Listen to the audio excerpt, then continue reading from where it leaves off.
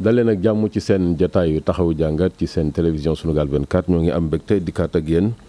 ci beneen numéro bu yees war a jàngat li nga xamante ne moom moo di tolluwaayu réew mi niki noonu itam bokk na ci élection yi nga xam ne moo di élection locale yi xew-xew yi nga xamante ne actuellement nii moom moo nekk ci top actualité bi tey jii nag ñuy am mbégte am contentement di dalal ki nga xamante ne moom moo di Imam Dramé Imam Dramé ñoo ngi lay nuyu Sunugal 24. asalaamaaleykum wa rahmatulah. Abdou Khadre maa ngi lay fay. di nuyu mbooleem sénégalais yi ñuy seetaan ci Sunugal 24. ci sa émission taxaw jàngat. di nuyu kilifa diine yi. ak kilifa aada yi mooy politique yi. moo xam parti pouvoir la wala parti opposition ak société civile. di nuyu sénégalais yëpp rek. jërëjëf Imam balaa ñuy commencé di dugg ci sax yenn tomb yi nga xamante ne yu am solo la. démb la woon 14 septembre je pense mu nekk bis bu nga xamante ne bis bu lu sénégalais yi fonk la muy génn ki nga xamante ne moom moo di Cheikh Abdoul Aziz Dabakh ban jàngat nga am ci personnalité boobu. man mën naa ni xëy na bokkuñu génération parce que maam lay nekk ci man waaye am na lu ma jot a xam ci moom parce que jaxasoo woon naa lool sama waajur. bi ñu gindikoo rek mën nañ ni dañuy dégg ay kàddoom mu nekk kàddu yoo xam ni kàdduy lislaam képp la yu raxul dara kàdduy orientation ak kàddu yoo xam ni bu àddoo rek ñëpp dinañ yéeg seen bopp ci li mu wax waaye Cheikh El Hadj Abdou Aziz comme niñ ko xamee mu ngi judd ci 1904 ci Tivaouane parce que dina baax ñu ñëwaat tuuti ci dundam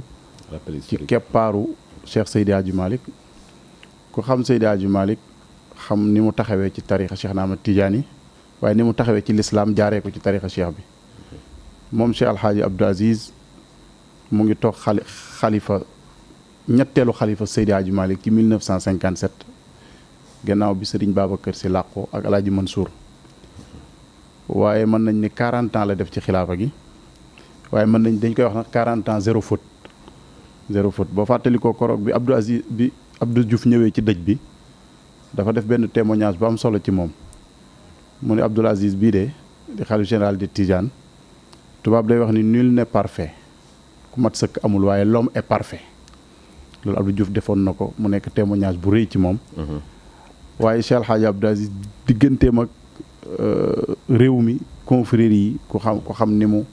discours yi mu daan mëne surtout discours ba mu mëne woon ca Touba pour résumer ba tey boo delloo ci histoire da nga koy gisaat mu marqué nit ñi digganteem ak confrérie yi yëpp moo xam Tidiane lañ Laayeen Xaadir Murit ba ci église bi lépp rafet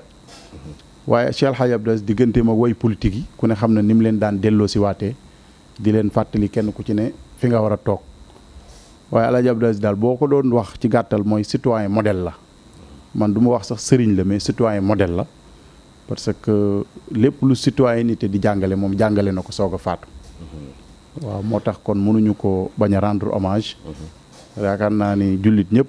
rendre nañ ko hommage umma bi yëpp rendre ko hommage mais république bi ci boppam sax waroon na ko rendre hommage parce que ji na leen loolu parce que ñun xam nañ ci dara parce que ci keppaaram la ñu màggee fa lañ yaroo it macha allah rappel historique boobu nga def am na ci solo trop tey jii boo dee xool ñi nga xam ne ñoom ñoo di sëriñ si nga xam ne ñoo nekk Sénégal ci li nga xamante moo di bànqaas yeeg association ak mouvement yu wuute yi dañuy faral di jouer rôle bu am importance ci installé jàmm ci réew mi mais absence su personnalité bu toll noonu ci biir réew naka nga ko mën a jàngatee maanaam nekk yi nga xam ne Cheikh Abdoul Aziz Dabakh nekkoon na ko fi marqué terrain bi ginnaaw loolu absence am nan nga ko jàngateeg par rapport ak yeneen yi fi nekk waaw Alaaji Abdou moom mën nañoo wax ni moom mooy ki absenté ba pare présenté wu parce que boo xoolee ay kasetam wala ay njàngaleem sax bu réew mi tollee ci yenn situation yi dañ naan nañ delluwaat ci maam Abdou lu mu waxoon buñ fàttalikoo ci koroog le 23 juin rek yaakaar naa ba ñuy waaj a woote loi boobu ci assemblée nationale muy quart bloquant bi yaakaar naa député yu bari ñoom ñoo waxal seen bopp ni bu ñu déggee maam Abdou wax ni lépp lu ngeen di woote na ngeen ci seet seen digganteeg seen borom seet ci seen digganteeg yàlla waaye seet ci seen digganteeg amaamallah mooy xadis waxam jooju muy wax ba yuuxu bay nekk ci xaal am na député yu wax ni ñoom ci lañ ragalee ba teg mbir mi ci suuf kon Alaaji Abdu mën nañ ni jógu fi mën nañ ni jógu fi te nitu yàlla dëgg sax du fi jóg parce que alquran loolu la ñu jàngal wala taxsabanna alladina xutilu fi sabilillahi amwaatun bal ahyaun inda rabbihim dañuy wax ni awliyaullahi ñu ne xayyun fi qabrihi dañuy dund ci seen bàmmeel yi waaye moom mën naa ne Alaaji Abdu mooy ki fi nekkul ba pare mel ni mu ngi fi ñi fi bàyyi it am na ñi fi bàyyi ñu ngi def seen devoir waaye nag bu ñu waxantee dëgg nag réew mi moom ku mel ni Alaaji Abdu Dabakh ci taxawaayam ñun gisaataguñ ko xamuñu nag ci à l'avenir liy ñëw mais li fi jaarakus néew moom ku mel ni moom amatul waxuñu nag ci ñi ñëwagun man bokkuma ci ñi gëm ni ndax ci dëj bi dëju Cheikh Alhaji Abdou Aziz sëñ Babacar Sy Abdoul Aziz dafa am benn waaye bu ni ku mel ni Alaaji Abdu dootu fi am mu ne ko ëpp naa wax yàlla mi fi nekkoon moo fi nekk ba tey kon ku mel ni Alaaji Abdu mën na fee am mais amaata gu fi gisaata guñ ko depuis mu nekk fii ci te loolu ragal naa ñëpp nangul nañ ko ci taxawaayam ci patriotisme am ci wax fa mu war a waxee ak wax la muy war a wax ànd ceeg personnalité ak dignité ak fulla ak fayda te bu jubee ñëpp ku ne xam la nga ca war a jël nga jël ko delluwaat sa place loolu moom ragal naa ni boo defoon micro trottoir dinañ la wax ni depuis ñu ñàkk ko ba tey am na vide total bu am ci côté bi mu nekkoon mi ngi ko ànd ceeg surtout sax élégance bu nga xamante ni doy na waar ci mën a wax ak ci mën a jottali baat ci ni nga xamante ne noonu la amee façon yooyu loolu sax dafa ñuy permettre ñu duggaat ci wàllu li nga xam ne moo di éthique muy jikko yi tey jii dañuy dem bay sentir ne am na ay mouvement en tout cas bu fekkente ne am na ñuy wax ay force occulte ñun jàpp nañ ne am na ay force occulte yi nga xamante ne ci réew mi ñoom dañoo pare pour jëmbat fii li nga xamante ne moo di doctrine tubaab yooyu c'est-à-dire fexe ba nga xamante ne wàllu njur mi dañ koy yamale ni ki noonu tamit aussi kum neex boo amee li ñuy tuddee grossesse bu nga xamante ne bëgguloo ko bu la neexee nga dindi ko à ta manière ou bien à ta façon donc yow naka nga jàngatee li nga xamante ne moom mooy jëf yooyu nga xamante ne ay organisation internationale ñëw nañ pour bëgg ko jëmbat Sénégal am ñu osé tamit aussi pour bëgg ko fee taxawal waaw xam nga Sénégal moom foo ñu xam ne li histoire wane mooy même bi nga xamee ni esclavage ñëw na fi jàpp njaam am na ñu taxawoon di ko xeex ba jëlee ko fi bi colonisation ñëwee it amoon na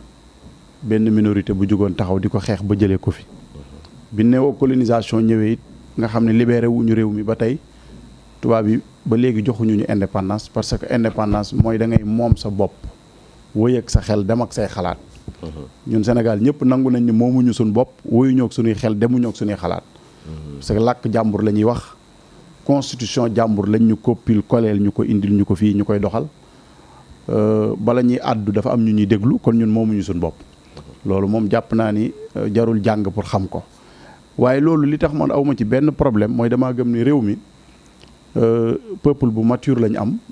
peuple bu mag parce que Sénégal réew mu ndaw la ci surface mais peuple bu mag lañ am peuple boo xam ni tubaab yi amuñu dara luñ ñuy jàngal parce que tubaab yi lu jiitu ñuy ñëw ci réew mi biñ ñëwee lépp lu baax dañ ko fee fekk Sénégal depuis 1603 université amoon na fii ci réew mi l'université de Pire nga xam ni képp ku jàng ci sous région bi ñu koy wax université sénégalo-gambienne Pire la nekkoon Xaali Amar Fall sañcoon ko ca 1603 boobu tubaab bi ñëwaguñ ci réew mi di ñu coloniser Sénégal ay la révolution torodo ci 1776 fi la xewe woon Sénégal fi la mag mu ñuy wax Cheikh Omar Foutiyou nekkoon nga xam ni tubaab bi moo wax ni bu doon am na beneen prophète bu ginnaaw yonent bi Cheikh Omar lay doon waaye malheureusement beneen prophète amul la nabiya baada moom la tubaab bi tuddee woon le prophète noir Cheikh Omar Foutiyou moom la tubaab bi wax ni il a disparu mystérieusement dans les falaises de Bandiagara Sénégal am na mag mu ñuy wax Cheikh Ahmad Bamba Khadimu Rasoul nga xam ne dundam yëpp ci lim ko def mooy contrecarrer tubaab bi xeex ak moom ci idéologie ba lim fi bëggoon a implanté ju jàll mu wax ni sababu xaybati an allaha arada an anaala minhu jaaha wa an akuna shafian lil qawmi wa an akuna xaadiman lil dawmi li tax tubaab yi sama sababu tukki bi leen rek moo tax man Serigne Touba mooy dama dem pour sauver sama peuple kon lii boo gisee ma la koy wax Sénégal am na réew ku ñuy wax Cheikh Seydi Hadji Malick nga xam ni dafa xeex ak tubaab bi ci idéologie ba implanté fi daara implanté fi jàkk yi kon ñun amuñu problème tiituñu tubaab yi yàgg nañoo teg nit ñi di ko dindi te dara du yëngatu tubaab yooyu nag ñoom ñoo xàddiwul continuer bëgg ñoo imposer ñoom seen gëm-gëm bëgg ñoo imposer seeni réalité te réew mu nekk jàpp naa ne am nga say réalité am nga say gëm-gëm parce que bala ñuy aborder question yooyu ci diine dañ koy aborder ci suñu culture ba pare dafa am loo xam ne ñun suñu lu jiitu diine di ñëw fi la ko fekk kersa diine fi la ko fekk jom fi la ko diine fekk indiwu ko fi ngor fi la ko diine fekk indiwu ko fi yooyu ceddo yi fi nekkoon sax dañ ko daan bañ kon bu ñu toogee tey ba 2022 wala la 2021 ñu ñuy wax ni yàq biir parce que du avortement médicalisé buñ ñu nax yàq biir la mooy xale yi dañ leen di yombalal ñu njaaloo bu njaaloo ba pare ñu yàq ko lii mooy wax ji léegi nag tubaab day wax ni tubaab bu buggee def dara day def lu ñu tuddee kalimatu xaqin yuraadu bihal baatil mooy wax joo xam ne da nga koy dégg ni ci kaw mu rafet waaye ci suuf li ko lal neen la kon avortement médicalisé bala nga koy àtte ci charia ki ndax xardaa wi day wax ni boroom xam-xam bala ngay def fatwa da ngaa war a xàmmee fahmu nas maanaam nas bi nga dégg ko mooy texte bi waaye nga xam waaqi bi xam réalité bi tey fii li fi réalité bi wane mooy boo fi ubbee buntu ku biir ñu yàq ko mooy kaay leen dem njaalo ji comme ni nga xamee ni autorisé nañ jigéen ñi tey ñuy jaay seen bopp ba pare ñu jox leen carte comme ni nga xamee ni autorisé nañ planification familiale jigéen ñi di ko def te mënuñu ko contrôler noonu lañ bëgg a tegaatee beneen programme boo xam ne dañ koy tuddee avortement médicalisé te du avortement médicalisé waaye yàq biir la yàq biir nag ngor nanguwu ko ba diine di ko nangu moo tax ñun dinañ ci taxaw ak responsabilité imam yëpp dinañ réunir incha allahu rabbi boole kook association islamique yi ñu dem seeti en tant que imam yéen ndax yéen a ngi bokk ci benn structure wala association bu nga xamante ne pare na pour combattre loolu ci terrain bi waaw gis nga ku mel ni ONG Jamra ni mu ci taxawee Mame Matar Gueye est-ce que Jamra weetu ci non du ci wéet xam nga combat bi combat bi du lu bees parce que ñoom dañuy jékki-jékki rek yëngal dossier bi jékki-jékki tegaat ko ñun ñu ngi leen di superviser xam nañ ñi nekk ci ginnaaw xam nañ ONG yi nekk ci ginnaaw dafa am yoo xam ne jër ta wax parce que ñun bu dee xeex ñoo leen ko dàq yonent bee ñu jàngal ni ñuy xeexee waaye wax dafa jooy ñu ne ko looy jooy mu ni dañ maa wax te jotagul waaw li kulli makaanin maqaal loolu la arab wax comme ñoom wax nañ ñu ngi dem ci média yi di wax jël nañ sax ay certaines ñoo xam ni soi-disant ay imam parce que imam bu sérieux laa wax de te gëm yàlla gëm yonent bi doo défendre avortement médicalisé parce que avortement médicalisé mooy yàq biir un point barre ñun dinañ taxaw association ànd sàmm jikko yi ku ne xam na leen Babacar Mbuub moo ko jiite ñu mel ni ñoom Adama Mbuub nekk ca ñoom Makhtar Sarr man mii ca laa bokk dinañ dem waxtaan ak ONG Jamra parce que ñun ñëpp ñoo bokk li ñuy xeex dinañ seeti ñu mel ni association des imams prédicateurs du Sénégal bi nga xam ne imam Dame Ndiaye moo ko jiite dem seeti xalifa généraux yi seeti église bi xamal leen ni avortement médicalisé du jàll ci réew mi parce que réew mi dafa am loo xam ne nii duñ ko nangu li tax duñ ko nangu du caagin nit ñun moderne ñun ñoo leen gën a moderne parce que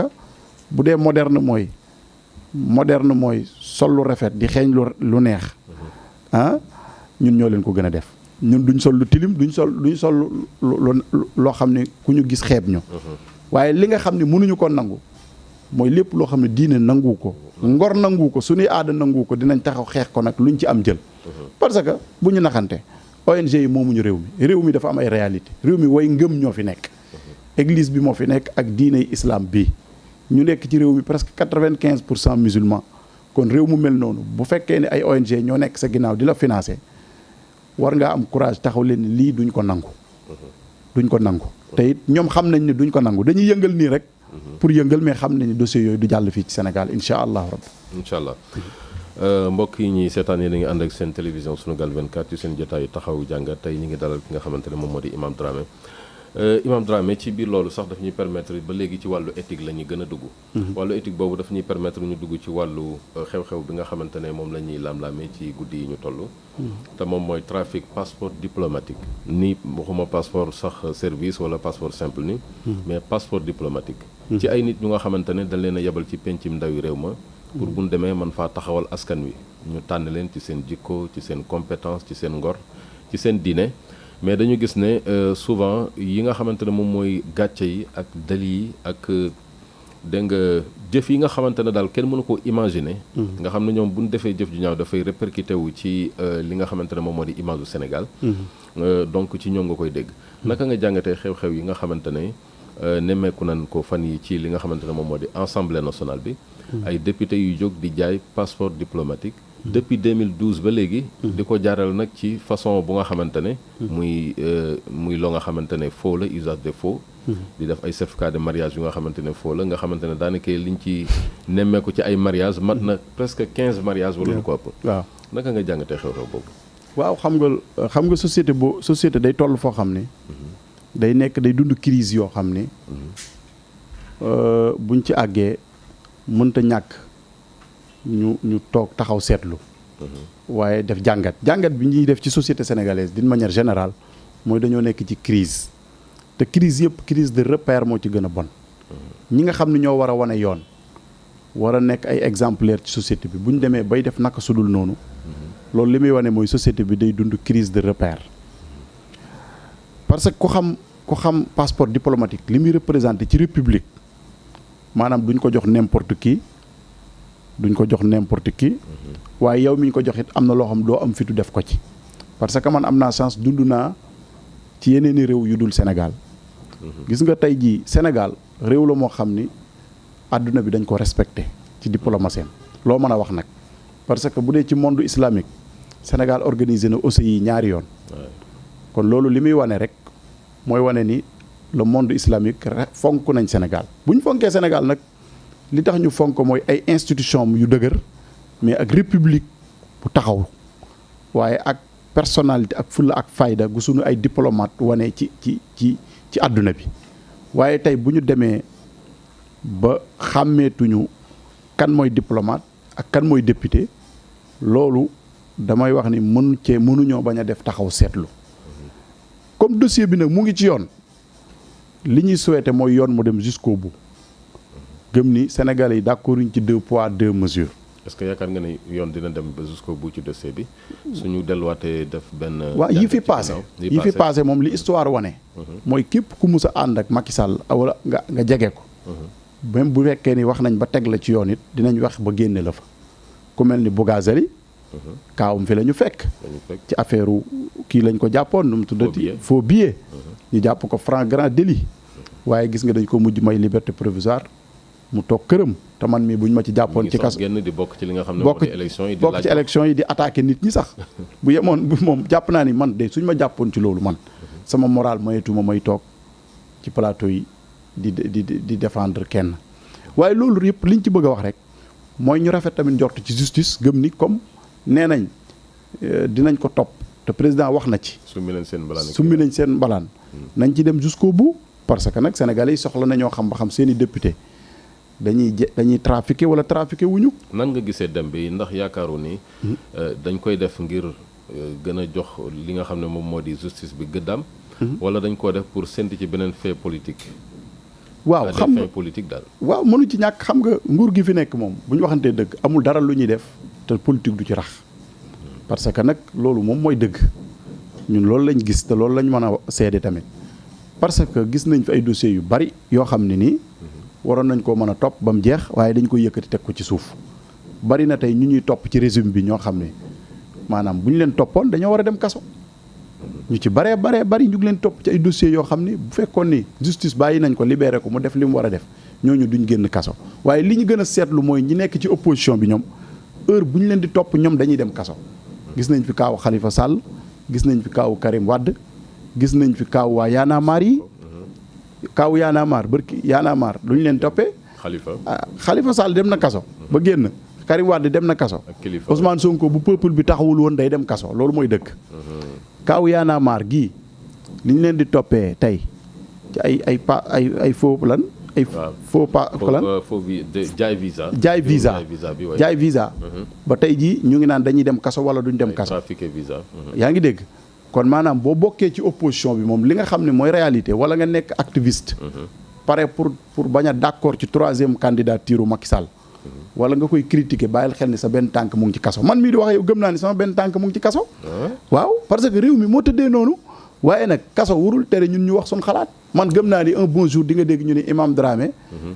ma woo nañ ko parce que man sama discours dara du tax mu changé. te comme képp ku wax ni Macky Sall du am 3e candidature ci kaso bi nga jëm kon ñun ñëpp nañ pare pour dem kaso. bàyyi ko après moom bu ñu jàppee ñun ñëpp ci kaso bi ñu bàyyi ko moom mu gouverner réew mi mais ñun nañ wax li ñu war a wax def li ñu war a def kaso warul lu ñoo xoqatal ba duñ wax li ñu war a wax. loolu jàpp naa ni koo xam ni surtout El Hadj Malick nga surtout Serigne Touba.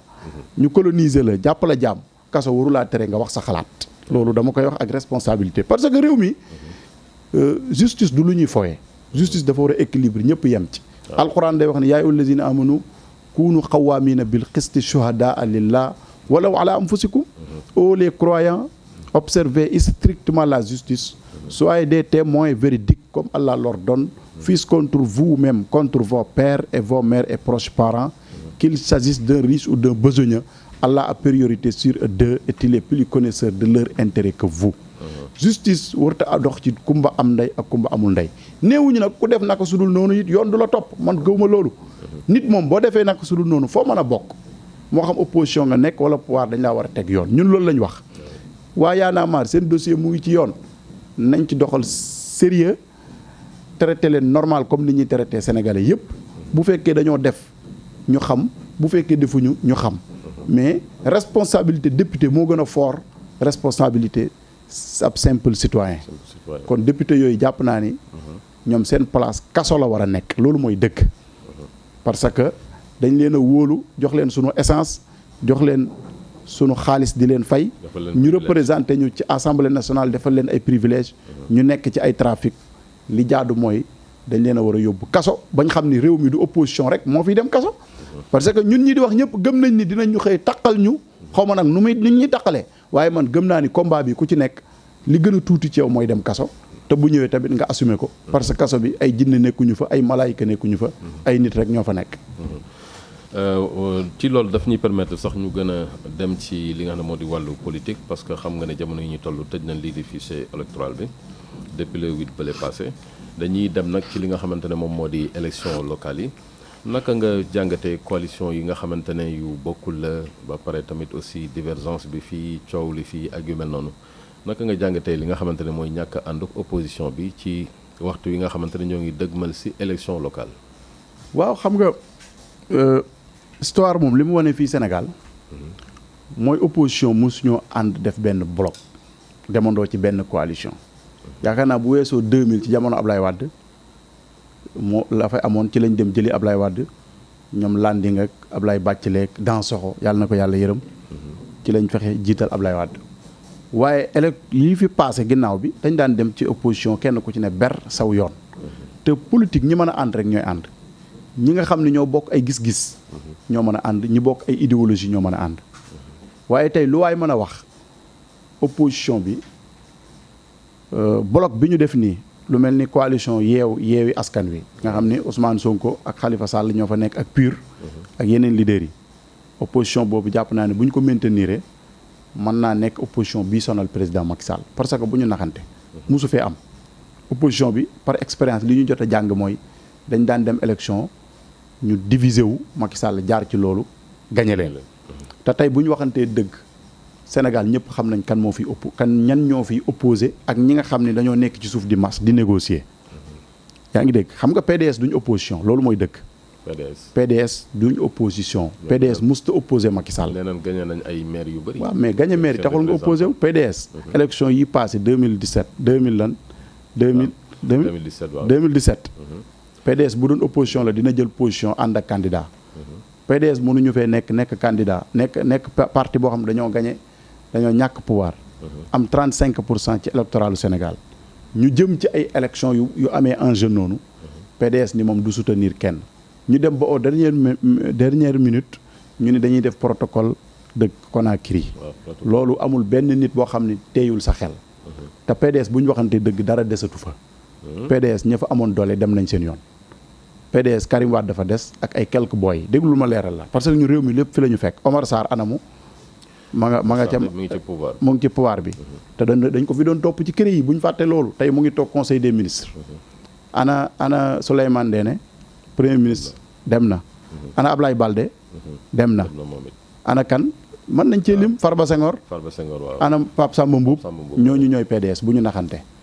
PDS Ablaye Wade dafa des te Ablaye Wade mag la am na ci loo xam mënu ko bu dee Karim Wade ma toog Qatar mënta régler dara ci réew mi parce que réew mi nit ñi duñ toog fii di xeex nga toog Qatar nga jàpp da nga ñëw ñu jox la ko loolu ku ko gëm toogal di nax sa bopp. opposition li ma ci gëm. mooy li Ousmane Sonko di def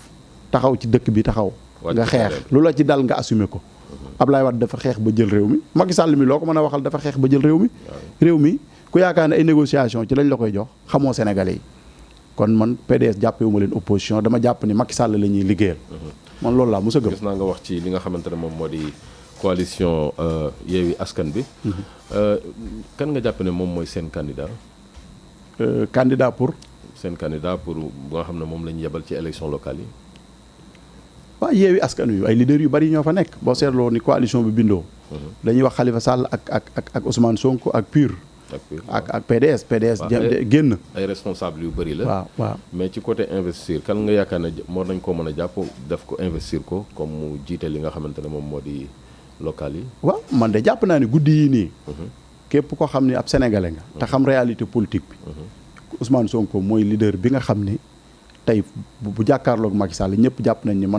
na koo sonal. mën na gagné Dakar. mën na ko gagné bu dul Dakar mën naa gagné Sénégal parce que loolu réalité la. phénomène la boo xam réalité la Macky Sall xam na loolu ñu ànd ak moom xam nañ ko. nit nag ki lay daaneel toujours doo ko gëm. yaa ngi dégg parce que Firawna xamoon na ni yonent yàlla. Moussa koy daaneel mais mosu koo nangu. yaa ngi dégg Macky Sall mi lu Ablaye Wade doon wax naan romb naa ko juróom-ñaari oto xaw ma nu mu ko doon tooñee ca élection yi passé woon. mais tey ku waxal yàlla xam ni tey Sonko maanaam jeunesse bi ànd nañoo ak moom. diaspora bi ànd nañoo ak moom loolu réalité la léegi nag loolu taxul sax ñu ni yaay gagné mais may na la chance pour nga gagné. est-ce que état bi ñoom tamit aussi dinañ taxaw. ak tous les moyens yi nga xamante ne am nañ ko di bàyyi ñu mel noonu comme niñ miine seen politique. à chaque fois di jël ay opposants di leen tëj ci kaso bi. parce que commencé nañoo gis ay ñi nga xamante ne dañuy yëngu ci àq ak yelleefu doomu adama ñu commencé di leen jël di leen sànni ci kaso bi ci waxtu yi nga xamante ne li ñu lié ak li nga xam ne moo di élection locale yi bariwul. waaw mais loolu état bi da koy def mais balu tenks la xam nga balu tenks boo ko dóoree day dalaat sa kaw. yaa ngi dégg balu tenks boo ko sànnee day dalaat sa kaw parce que nit doomu aadama ni ko yàlla bindee yàlla moo bind nit ci liberté. bind ko ci muy exprimer wu. nit bu waxul xalaatam dina jëf xalaatam te man souhaité wu ma Sénégal dund ci yenn réew yi nga xam ni nit ñi dañ leen a woon a tere wax seen xalaat bañ jëf seen xalaat man dund naa ci le monde arabe dund naa Égypte le printemps arabe bi muy am fa la ma fekk. Moubarak li mu amoon ci ay renseignement amoon ko ci ay kaso amoon ko ci ay nit ñu mën a torturer nit xaajaat ba Sénégal amu ko teewul ba réew ma jógee dañoo daanu kon Sénégal te Sénégal du réew yooyu Sénégal Macky Sall mënu fee tere nit ñi wax seen xalaat parce que Sénégal lu jiitu république di fi ñëw sax nit ñi dañ daan wax seen xalaat lii dëgg mooy nit ñi nañ leen bàyyi bu dee dañuy marche ñu autoriser marche yi encadré ko bàyyi nit ñi ñu exprimer wax li nekk ci ñoom mu jeex. parce que marche de dafa mel ne mooy li Macky Sall gën a bañ ci réew mi. waaw loolu nag erreur la Macky Sall bu mu daanu ci piège boobu. parce que moom am na expérience loo ko mën a waxal. xam na république parce que yor na ay poste de responsabilité yu bëree bëri. te it xam na Sénégal. maanaam Macky Sall bu mu nangu ay nit di ko orienté ci loo xam ni day gën a yokk boppam ay noon na bàyyi nit ñu exprimer wu génn li nekk ci ñoom mu jeex boo seetloo fii Sénégal heure bu ñu fi autorisé marche. boo seetloo nit ñi dañuy marche dem seen yoon parce que ñii marche ñoo gën a bëgg Macky Sall réew mi man maa gën a bëgg Macky Sall Sénégal ma te bu ñu wootoon marche damay dem bi te pour man fu ñuy taalee du ma ko fekkee fu ñuy yàqee réew mi du ma ko fekkee tey waa Y'en a marre yi ñuy diaboliser tey lañ leen mën a diaboliser waaye ba fi Ablaye Wade di nekk sonal ñu courant bi di coupé yaa ngi dégg ñoom ñoo fi taxawoon di défendre askan wi loolu ñun mënuñu koo fàtte parce que góor du fàtte démb kon tey bu ñu bëggee lu mën a xew man du ma ñëw ma fi pour défendre leen parce que du ma seen avocat waaye kenn mënul fexe ba histoire politique gu réew mi boo ko tuddee doo tudd Y'en a marre ak seen taxawaay loolu moom képp ku honnête di nga ko nangu kon li may wax mooy nañ bàyyi nit ñi ñu marche parce que nit nag dinaa ko fi def te kenn du ko fi wax loolu kenn amul martabaam Alaaji Abdou Aziz Dabakh mii ñu daan wax sama sëriñ moo daan wax nit ak julli la dañ lay béral wala ñu yàllu la waaye dinaa ko def kenn du ko wax Sénégal nit ñaa ngi bëgg dee xiif dund bi metti mais nañ bàyyi nit ñu exprimer wu génn li nekk ci ñoom ñu avancé noo jàngatee génn gi nga xamante ne Bougane génn na ko ci coalition bi nga xam ne mooy coalition askan wi. parce que dafa jàpp ne dafa nekk benn coalition bu nga xamante ne maanduwuñu. ndax couleur yi nga xamante ne moom lañ war a jël dégg nga boole ko ci li nga xam ne moo di coalition bi defuñu ko. et puis tour bi tamit aussi daal maanduwul nee na nag ku maanduwul ci wax maanduwuloo ci couleur góobu ne di nga mën a maandu nag ci affaire dégg nga poste ak yu mel noonu. waaw xam nga Bougane moom. wax dëgg yàlla man dama koy encouragé. d'abord parce que loo ko mën a waxal tamit bu ko neexoon jël ab téléem def yeneen orientation. am na fi ñu yor seen télé di orienté feneen te ñun xam nañ loolu. parce que xam nañ lan mooy communication kon am na mérite benn côté. parce que mu ubbi téléem di employé ay sénégalais mais politique moom leneen la. gis nga politique man dama jàpp ni Bougane amagul expérience ci politique te lu muy gën di dem di gën a xam ni amul expérience Bougane mu desoon ci coalition bi moo ko ëppal njariñ moo ëpp ci moom avantage parce que li ngay condamné li ngay wax noonu du lay wu dëgër ay couleur mënoo toog di ko layal Sénégalais yi ak coono yi Sénégalais yi di dund. grande coalition gëm sa bopp. yaa ngi dégg xam nga moom la muy bañal ñee moom ma loolu lay def mu ngi def coalition tuddee ko gëm sa bopp ñee au moins que ñoom yeewi askan wi lañ ko tuddee. kon yow li ngay bañal ñee. yow ci loolu nga nekk. man dama jàpp ni manque d'expérience la. ak tamit amul ay conseils xam nga Sénégal fii boo amee xaalis nit ñi dañ lay ragal duñ la ñëwee wax dëgg mais ñun alhamdulilah ñun kenn feesul suñu bët ñun kuñ jàkkaarloo mën nañ la wax li ñu xalaat. Bougane dañ koy souhaiter mu dellu siwaat bi mooy tey soxlawuñu ruube ak wax ju bari soxlawuñ ko tey li ñëpp soxla priorité yi mooy nan la ñuy fexee ba élection yi Benno Bokk Yaakaar bañ koo gañe te lii tax Benno Bokk Yaakaar du ko gañe mooy ñu boole force yi donte coalition yi day bari sax lu mel ni ñoom coalition ñoom Thierno Alassane Sall bi sax dégg naa ñu ne génn na ci. waaw ñoom PDS bi quoi ñoom PDS bi donte journalistes yi sax ñu ngi fo ci xelu nit ñi. bëgg gëmloo ni loolu mooy coalition bi gën a mag. loolu dañ koy loolu journalistes yi nañ ñu respecté quand même. bu fekkee ni ñoom du ñëpp. parce que presse bi man xam naa ci ay journalistes yu sérieux yu digne yoo xam ne kenn mënu leen a binduloo ay articles mais gis nañ ni bi coalition Wade bi jógee rek commencé nañ non grande coalition buñ naxantee. Wade mooy opposé Macky Sall wala Ousmane Sonko mooy opposé Macky Sall loolu boo ko laajee élèves CM2 yi xam nañ ko kon ñun loolu duñ ci dugg mais daal Bougane li ma koy wax mooy na dal tuuti dal dafa am solo Bougane bu ñu waxantee dëgg ñun amuñu dara luñ koy contre nee naa la nangu naa ko mérite mais ña nekk ca coalition bi politiquement koo ci jël moo ko ëpp doole parce que Bougane demagul élection kenn xamagul lu muy posé buñ naxantee Bamba Dièye tey mën nga ni nekkoon na ancien maire Saint-Louis da nga ko dégg mu wax ana Girassi ñu ngi koy profité di jaale sëfooram di ko mastaw Girassi fa mu dëkk da ko daan gañe nekkoon na fa ministre am fa base bu dëgër Bougane tey fan la mën a gañe ci Sénégal yow ban dëkk nga mën a jël fii ci Sénégal ñun la Bougane mën na ko gañe kon bu ñu naxante fii xam nañ kenn ku ci ne li nga man ak loo mënul yaa ngi dégg nañu respecté nit ñi respecté Sénégalais yi man nag du ma dugg ci ñu naan ko dafa toogal Macky Sall man gëwuma loolu gëwuma ni Bougane dina ñàkk fayda gu toll ni di toogal Macky Sall ci ay coalition mais dafa def erreur politique te gis nga Serigne Cheikh Tidiane Sy yaakaar nga ne dina mën a dellu si ak kaddu yu dëgër yi nga xamante ne mooy discours bu dëgër bi waaw dem ba àgg sax di tudd ay vampire ak yu mel noonu donc kaddu yu dëgër na man gëm naa ni bu defee erreur bés bu reconnaître erreur am xam nga politique tamit kenn matu fi fii ñoom ñëppay def erreur leader yi ñëppay def ay erreur koo fi jël démbam am na lu mu fi def lu ni weng loo xam ne boo ci taxawee mën nga ko sànni ca ñag ba maanaam bu defee erreur moom est humain nul n'est parfait bu fekkee reconnaître na ni def na erreur bis bu bëggee ñëwaat nañ ko ubbil bunti pourquoi pas. da nga jàpp ne erreur d'appréciation la mais du gloria. loolu ci kanam lay leer. waaw parce que man fi ne du ma fi miimal kenn yaay gloria wala yaa dul gloria. parce que Idriss Seck kenn mësul woon a gëm ni mooy sow. xëy nañ fi gis ko mu nekk sow. kon léegi nañ patienté tuuti rek en tout cas sénégalais yi daal ku yaakaar ne mën nga leen a nax. sa bopp ngay nax. parce que ñi toog di ngay leen déglu ñoo la ëpp xam-xam ñoo la gën a bëgg réew mi ñoo la dàq jàng. gën laa xam réew mi boo amee sa média nag tamit warul tere nga respecté nit ñi nañu respecté sénégalais yi xam ne sénégalais yi école yi ñu jàngee ñoom ci lañ jàngee ceeb bi ñuy lekk midi moom la ñuy lekk ataaya ji ñuy naan moom la ñuy naan fii lu fi waaye def xam nañ ko ci biir coalition wolof nag nee na lu waay rendi sa loxo lay naaj ci coalition yi dañuy gis ne à chaque fois bu ñu defee li nga xam ne moo di élection locale ba pare dañuy xool ku nga xamante ne mooy responsable bi groupe bi di fal ñu teg ko foofu alors que waa gox bi mën nañ ko bañ a bëgg. donc ginnaaw bi ñu jàngatee ci fan yi passé phénomène yi nga xamante ne moom moo am ci élection locale yi nga xam ne dafa mel ne lu particulier ndaxte jeunesse bi dañ koo jël ak doole. parce que bu njëkk élection locale gars yi daawuñu ko bàyyi xel. faalewuñ ko woon. mais léegi ku nekkoon ci université bi wala nga nekk feneen da nga dellu ci sa gox fa mu gënee sori. pour nga représenter sa gox foofu noonu. nan nga yaakaar ne mooy li gën a maandu pour ñu jëflante kooku xale yooyu nekk ci kii bi même bu fekkente ne bokkuñu ci benn coalition. waaw wala da nga yaakaar ne danañ continuer di imposer ay poste di ko jox ku nga xamante ne xëy na waa gox ba mënuñu ko. waaw loolu nag ci askan wi lay dellu xam nga askan wi ñoo war a am fulla ak fayda xam seen bopp. xam li ñu am nga xam ni seen droit moo leen ko jox kenn bañ leen ko xañ parce que askan wu nekk alxuraan moo wax na ni inna allaha la yughayyiru ma bi qawmin hatta yughayyiru ma bi anfusihim aaya la boo xam ne ñun chaque jour ñu wax ko. aaya politiciens yi. aaya politiciens yi la waaye aaya peuple bi la. peuple bu nekk. bu ñu bëggee soppi mbir yi bu ñu neexee soppi ko war na ñoom fulla ak fayda bu ñu leen importer ay candidats. ñu lànk ni kii xamuñu ko tey lañ koy soog gis loolu nag day valable ci opposition bi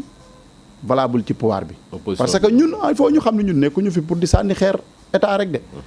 état dañoo xam ne moo yor responsabilité moo tax ñu koy chargé. waaye ñun opposition bi ñii fi nekk bu ñu gisee lu jaaduwul dañuy taxaw dénoncé ko. ak responsabilité parce que ginaaru kenn ci ñoom nenuñu. ba ñuy waxal Sénégal ñu ci bari xamuñu leen. gis naa la ngay xeex bu metti ci lu aju ci wàllu carte d'identité yi nga xamante ne dañ koy utiliser. te kenn xamul fu mu jógee. ngeen di ci def combat bu méttee métti. donc ci biir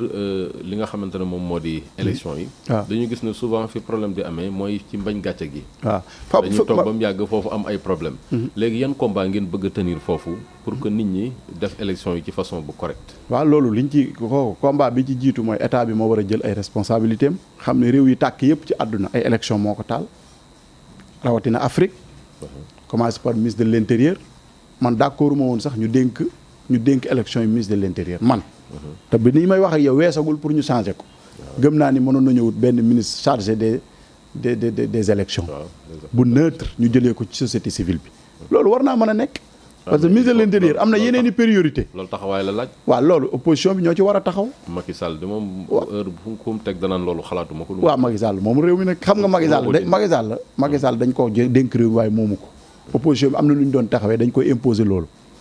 xëy na ñoom opposition bi xëy na dañoo ne ci ay xat-xat kenn ku ci ne yaa ngi xalaat ni war ngaa dem kaso moo tax yu ci bari taluñu ko. xam nga Macky Sall dafa buntu xatal opposition bi teg leen pression ba li ñu war a def sax defuñu ko te loolu baaxul. parce que moom kenn defu ko woon noonu kenn traité wu ko woon noonu ñun loolu lépp fi la ñu fekk. mais li am solo. mooy élection yi na askan wi taxaw ñu bañ leen a importer ay candidats foofu lay ñëw. candidat boo xam ne nii dëkkoo ca gox ba. xamuñu la démb tey soog a ñëw boo fa ñëwee taxaw présenté wu askan wi ñoo war a taxaw sanctionné la ak ku la fa mën a indi parce que importé lay nekk te bu ñëwee day tëdd fii Ndakaaru ci hôtel yi après di nelaw bàyyi leen fa ñu nekk ci ay jafe-jafe mu des élection yi gëm naa ni li ma wax nii laa gëm le ministre de l'intérieur am na yeneen priorité yu dul ay élection tey sunu sous-région bi ku ne gis na situation bi fi nekk ñu ngi wax ay affaire terrorisme di wax ay jihadisme yooyu jàpp naa ni tey wàllu sécurité moo koy réglé ministre de l'intérieur war naa gën a am yeneen i priorité pour ñu décharger ko wut koo xam ne ni dañ koy dénk élection yi moom mu dem ci yi nga xam ne ay priorité la yoo xam ne askan wi ñoo koy laaj loolu jàpp naa ne bu ko Macky Sall defoon ndam la ciy jëlee bu fekkee ni defu ko it xoola du ci jëlee ndam parce que opposition bi nag waroon na ñoom fulla ak fayda taxaw temm pour loolu am te jàpp naa ni politique moom dara impossible lépp ci rapport de force rek lay tegu ñoom nag ni ñuy xeexee ñun duñ leen ko jàngal ñoom ñoo ko war a xam li leen loi yi may nga xam ne nii loi yi moo leen ko may mu jaral leen ñu dem ci ba jeex tàkk pour ñu respecter seen i àq ak seen i yelleef ci biir loolu sax la ñuy desandi ba léegi parce que dañu gis ne ci biir élection yi nit ñi mën nañu dem élection dem ba ci maire bi mais boo demee ba foofu doo am autonomie financière waaw c'est-à-dire gox bi dara du fa nekk beneen bi ci tegee mooy fan la ñuy jëlee ñoom ay 15 millions wala 30 millions yi nga xamante ne yow mën nga koo joxe pour mën a bokk ci candidat yi nga xamante ne ñoom ñooy conquérir gox boobu ñaari problème mi ngi ci seen kanam ñaari problème mi ngi ci kanamu opposition bi benn opposition dafa metti amuñu xaalis waaw dëgg metti na moom beneen bi ci tegee bu fekkente ne yow gagné nga maire bi. fan ngay jëlee ay sources. ay ressources yi nga xamante ne. mën nga ko utiliser pour doxal sa gox. waaw loolu moom dégg naa ku mel ni Zator Mbaye muy fo ci xelu sénégalais yi di ñu fowee naan na ngeen jàppale pouvoir bi parce que opposition bu ngeen leen jàppalee amuñu moyens yu ñu defaree seen gox yi xam nga yooyu. wax la yoo xam ni vraiment di ko wax sénégalais yi mooy respecté woo leen quoi. moom il faut ñu politiciens il faut ñu respecter sénégalais yi xanaa loolu 2009 bi ñuy gagné Ablaye Wade ci élection yi moom mu ngi woon ci Benno ba di Benno Siggil Sénégal moom lu tax waxul woon discours boobu. dañu jàpp ne sénégalais yi dañu gaaw a fàtte. waaw non sénégalais yi ñoo gaaw a fàtte mais ñun amuñu droit fàtte ñun. lii dëgg mooy adduna bi dafa ubbeeku léegi li anglais yi naan the world in your hand. adduna bi léegi village planétaire la boo xasee bañ fal la war nga am ay partenaires fu la neex ci adduna bi. ñu dem jëflante ak ñoom te état yoonam du ci nekk. yaa ngi dégg loolu waxi caaxaan la képp ku ñu fal te nga nekk borom xam àdduna bi fi mu toll. war ngaa mën a dem wuti partenaires yoo xam ne di nga defar sa dëkk. état tamit bu defee li mu war a def amul droit di gàllankoor benn maire bu bokk ci opposition. loolu wërta am ci république bu sérieux nañ waxante dëgg. parce que loolu amu fi woon jamono Ablaye Wade bi mu fi nekk Khalifa Sall nekk fi musu koo gêner pour Khalifa Sall def li mu bëgg a def. loolu mu ngi am ci jamono Macky Sall biñ demee Mimi Touré génn ni dafa bëgg a nekk maire Dakar Khalifa Sall fët ko fët yu metti ñu créel Khalifa Sall indil ko ay problème ba jàpp ko tëj ko ci kaso bi loolu fi la ñu fekk. waaye loolu wax la joo xam ni Sénégal yi duñ ko dégg. sànni nañ ko ca àll ba parce que amalu leen njariñ li am solo. mooy bu ñu def erreur ci élection yi. loolu dafa valable ci opposition valable ci pouvoir buñ fal koo xam ni xëy na gaayinu Ousmane Sonko la wala gaayinu Macky Sall la. nañ fal koo xam ni seen nit la. boroom xam-xam la dëkk ca gox ba xam réalité gox ba. man lii laa gëm man. te jàpp naa ne sénégalais yi àgg nañ ci maturité boo xam ne foofu la ñu war a nekk te ñi ëpp ci sénégalais yi de fa lañ nekk. parce que léegi tey foo dem ci gox-goxaan yi ay universitaire nga fa. ay étudiant nga fa ay professeur nga fa. Sénégal léegi dafa changé ku yaakaar ni Sénégalu 2000 mooy Sénégal bii sa bopp ngay nax. man lii laa gëm. jërëjëf ñoo ngi lay sant ba tey di la gërëm parce que daa mel ne li ñu dese ci waxtu bareetul. dañuy jàll ci 3e point bi parce que temps yi la ñu génn dañu dëgg kenn ci journaliste yi nga xam ne min nañ ko ci télévision yi. mu toog wax ne élection yi nga xamante ne mooy élection locale élection législative élection présidentielle yëpp mën nañoo xëy rek peut-être mën nañu xëy rek def ko mu nekk benn élection 2024. nan nga jàngatee wax boobu sondage la ou bien ay analyse yu correcte la. waaw du ay analyse yu correct parce que république bu sérieux moom loolu waru caa am léegi nag mu des ki ko wax. ki ko wax mooy Cheikh Yérim Seck je pense. Cheikh Yérim kenn mënul wax ne amul xam-xam man bokkuma ci ñuy wax lool. mais est-ce que am na crédibilité point d'interrogation. loolu dañ koy bàyyi ak sénégalais yi. est-ce que waxam sondage la wala. non moom ci ki ko wax xam nga wax ji tey buñ ne ki wax ji dañ naan sëñ Abdou Khadre moo wax. ñu xool sëñ Abdou Khadre fu mu jaar ñu xool waxi démbam ak waxi tayam ba xam méngoo na la sëñ Abdou Lahat daan wax. day wax ni gor bu waxee dañuy xool sa waxi démb ak waxi tay ba xam méngoo na. mais Cheikh Yérim daf ñoo yàgg a wax luy deñ yaa ngi dégg léegi mu wax loo xam ne dëgg la ñu vérifier ko mu nekk dëgg waaye léeg-léeg mu wax loo xam ne dañ koy vérifier du nekk dëgg. léegi li mën a am gëw ma ni Sénégal mën nañoo opposition bi ak sénégalais yi parce que loolu du combat wu opposition bi combat wu société civile bi la. combat wu religieux yi la. parce que religieux yi tamit seen rôle mooy ñuy def alerte buñ gisee loo xam ne day def musiba. fa mu jëm baaxul ñu taxaw def ci alerte. yaa ngi dégg man mii ci loolu laa nekk te kenn mënu ma cee jëlee.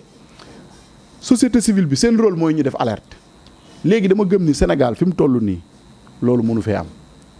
am nañ ak ñu njortu ni Macky Sall fas yéene wut a dem élection mais gëw ma ni Macky Sall tamit mu ngi ci logique boobu man gëw ma ko ba ko rek may gis le contraire. mandat ba lay passé dañ ne woon 5 ans la mu def ko 7 ans. mais ba tey contexte yi du benn xam nga loolu Sénégal yi ak doyaloo guñu woon ci Macky Sall ni ñu doyalee jamono ji booba lu bari mën nañ ko tolérer parce que dañoo jàppoon ni rek bu ñëwee day liggéey Sénégal yi moom amul dafa am patience mais guddi yi nii boo ñu la nee mën nga fee dem ba 2024 doo organiser ay élection ba pare téeréew mi ci jàmm man gëmuma loolu ba koroog may gis le contraire man Imam Dramé man li ma gëm mooy loolu Macky Sall bu dee am na ay conseillers am ay renseignements yu koy jox les vraies informations te jàppuñu ko otage du dugg ci loolu waxi Cheikh Yérim Seck nag man dama jàpp ni man du ma ci dóor sama doom daal waaw ci biir loolu ndax boo dee xool fee yi nga xam ne président de la république mi ngi koy faral di def léeg-léeg par exemple loi bi nga xamante ne moom lañ jàllale woon ci pencum ndawi réew mi nga xam ne daanaka interdit marche la. boo marché boo moytul sax mën nañ la jël yow ki nga xamante ne yow yaa sooke marche bi ñu def la ci biir kaso bi. waaw beneen bi ci tegee yokku na effectif bu police bi. yokku na seen i moyens ak yu mel noonu. jëf yooyu muy def est-ce que jàpp ñu ne préparation la pour élection 2024 parce que Abdoulaye Wade dañ doon wax du bokk ci élection yi mais finalement bañ bi ko Macky Sall doon bañ yëpp finalement bokk na ci élection yi. waaw mais xam nga man li ma gëm. maa ngi profité di féliciter sunu police ak sunu gendarmerie. parce que man dama bokk ci ñi gëm république man. gëm police gëm gendarmerie. gëm ni police bi ñu am. police bu ñu war a respecter la parce que man dund naa ci le monde arabe gis naa policiers yi nañuy comporté woo. yow miy dund nga Tunisie. ñun dañoo dund ci réew yoo xam ay dictature lañ. kon ñun mën nañoo def comparaison entre police su Sénégal ak yeneen police yi. man li ma gëm police su Sénégal ku yaakaar ne da nga leen di def arme pour ñu dóor askan wi xamoo Sénégal da ngay nax sa bopp. yow police bi Macky Sall moomu leen gendarmerie Macky Sall moomu leen police bi république bi lañ fi nekkal képp kuñ fi fal nag dinañ la accompagner jàppale la pour nga mën a def sa mission parce que loi yi moo leen pousse ci loolu. waaye ku jàpp ni da ngay jël police ak gendarmerie pour dóor ci askan wi mooy kon xamoo police ak gendarmerie parce que police ci askan wi lañ bokk gendarmerie ci askan wi lañ bokk duñ ay étranger loolu piège boobu buñ ci daanu ñun askan wi ñun police duñ suñuy ennemi gendarmerie duñ suñuy ennemi encore une fois li ma gëm mooy Macky Sall même bu fekkee dafa teg 3e candidature néew ma du ko am de man parce que yàlla moo xam mais ci ay bakkan yu bari lay jaar soog ko def te boo ko defee tamit pour nga gouverner dina jafe gis nga ay kaso yi ñuy wax nii mais kaso musul tere nit ñi wax seen xalaat yow république yi ne ci àdduna bi dictature yàgg na fi ana Moubarak est-ce que tere woon na nit ñi wax seen xalaat ana Ben Ali kaso munul tere kenn wax xalaatam àdduna bi ñu ngi ci 21e siècle tey yaa ngi dégg ñu nekk ci ère démocratie yaa ngi dégg ère liberté kon ku yaakaar ni nit ñi ay kaso mooy tax duñ wax seen xalaat mooy yow amoo information te àdduna bi li nit ñu foog amul am na ay organisation internationale Nations Unies nekk fi duñ seetaan ngay maate sa askan yaa ngi dégg loolu toog di ko xalaat mooy ñàkk xam ñun ñi yow ku ñu xool xam ne ñun ay kaso mënuñoo tere wax suñu xalaat parce que nit même booy dee nga dee ci ngor te it nit bala nga koy jàpp day def loo ko war a jàppee nit pour nga jàpp ko da nga yaaga nit da ngay xëy nii rek jàpp ko nii rek dëkk toog jàpp ci sa nekk ci jàmm non mënul nekk am na ñoo xam ne boo leen jàppee di nga wax li tax nga jàpp leen xanaa di nga ko expliquer askan wi parce que ñun duñ def lu loi di bañ man li may gis lépp lu may def ci ay loi laa koy teg man du ma xool ma daaneel ba pare di la demander explication non loolu boo ko defee du sotti am na ñoo xam boo leen ko defee du sotti parce que am na ñoo xam ne du ñu wax lu irresponsable du ñu attaqué nit ku ñu war a attaqué mais man droit laa jàng gars yi dañ maa gën a xam luwaay man bi ma ñëwee damaa jël maanaam dusturu Sénégal constitution du Sénégal ma lire ko comme ni ma jàngee alxuraan minal bidaaya ila nihaaya lu ci nekk lu loi di bañ xam naa ko lépp lu ma loi may kenn nit mënu ma ko xañ man jaay doole nag yàgg na fi te du fi mus a jóg waaye képp kuy jaay doole dina am foo mujj Alpha Condé tey gis nañ fa mujj ñu ngi ko sonal benn chemise boo xam ni bouton yi da koo jaawale yaa ngi dégg foofu sax la ñuy permettre yaa ngi dégg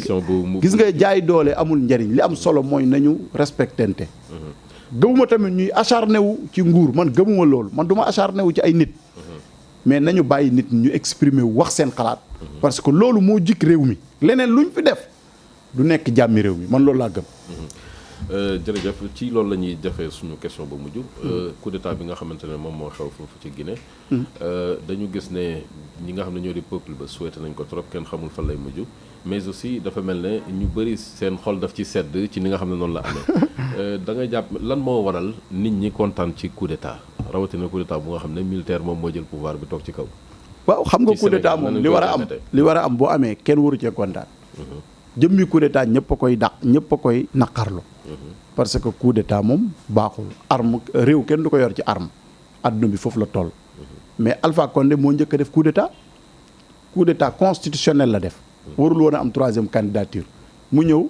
def coup d'état constitutionnel CEDEAO noppi ci Nations Unies noppi ci waa Guinée sonn taxaw ni ko lànk nañu loolu du coup d'état la fa am transition la Alpha Condé bu fekkee ni moom deewul ci kaso bi na sant yàlla parce que tamit Alpha Condé dafa rey ay nit nañ waxante dëgg. dafa tuur ay deret pour am 3e candidature loolu mooy dëgg. léegi la am Guinée man waa ji xamaguma fu mu jëm moo tax mënuma cee sori essentiel bu fekkee dafa toogal intérêt Guinée ñu ngi koy souhaiter mu continuer bu fekkee ni France moo nekk ci ginnaaw wala ni mu daan demee Guinée yi nañ am fulla ak fayda taxaw mu joxe nguur gi. yan impact la bàyyi Sénégal. impact yi mu fi bàyyi mooy Sénégal ak Guinée sax réalité yi du benn Sénégal moom coup d'état mënu fi am man li ma gëm Sénégal duñu àgg ci coup d'état Sénégal boo defee loo war a def nit ñi génn ci mbedd mi taxaw yoonu armée nekku ci armée bi moom nañ toog ñoom ci caserne yi yaa ngi de man loolu laa gëm man gëmuma Sénégal moom coup d'état mënu fi am foo xoolee suñu institution yi sax niñ ko tegee nga xam ni mënu fi am parce que république bi ñu am dañ ko organiser Senghor loo ko mën a waxal organiser na réew mi mais askan wi ñoo la dul bàyyi ci lenn li te Sénégal boo dégloo nit ñi am na foom doo fa àgg ak nit ñi parce que lu metti dina am ñu honnête ñoo xam ni ñoom dinañ wax li ñu gëm même bu asamaan si di daanu dinañ ko wax. jërëjëf waaw Imaam lan moo sa kàddu gu mujj. santaat leen bu baax di leen encourager yéen Sunugal 24 ñu ngi leen di suivre di leen wax ne fi ngeen ko teg foofu la parce que presse bu joué rôle am ci réew mi lu bari ci démocratie ak yi ñu am ci démocratie duñ ko perte mais malheureusement tey nag presse bi certaine presse ni ñu waroon a jouer seen rôle dafa des kon yéen bu ñu leen gisee ngeen di góorgóorlu ci ligne éditoriale bi di jël kàddu gi di ko jox askan wi dañ leen di encourager di leen wax ni lépp lu ñu fi wax lu jub rek ñu xam ni réew mi rek moo tax ñun waxuñu pour di kenn mer dépassé nañ loolu waaye waxuñu tamit pour kenn kontaan ñun ñu ngi wax rek pour intérêt Sénégal yàlla nañu yàlla saxal ci loolu. amiin jërëjëf ñoo ngi dalaloon ki nga xamante ne moom moo di al imam Dramé nekk koo xamante ni itam dafay yëngu ci terrain bi ngir tamit di dox ngir aar àq ak yelleefu doomu aadama aussi ci mission la bokk. ñu di ko sant ci disponibilité am ak ci njàmbaarteem ci terrain bi. malgré tamit aussi li nga xamante ne mooy itte yu bari yi yëpp dagg na ko pour ñëw daal di woote si ñoo ngi souhaité waat dalal ko ci ay yeneen jataay yu bëree bëri di la sant aussi di la gërëm mbokk yéen a ngi àndoon ak seen jataay bi nga xamante ne moom moo di taxawu jàngat ci seen télévision Sunugal 24 Abdou Khadre moom moo nekkoon ci microphone bi kii di Dramé moo nekkoon ci wàllu xarala gi tey di ñaari Dramé la am sama doom baay Al Mansour Dramé ñu di leen jox beneen dig daje salaamaaleykum wa rahmatullahi wa barakaatu.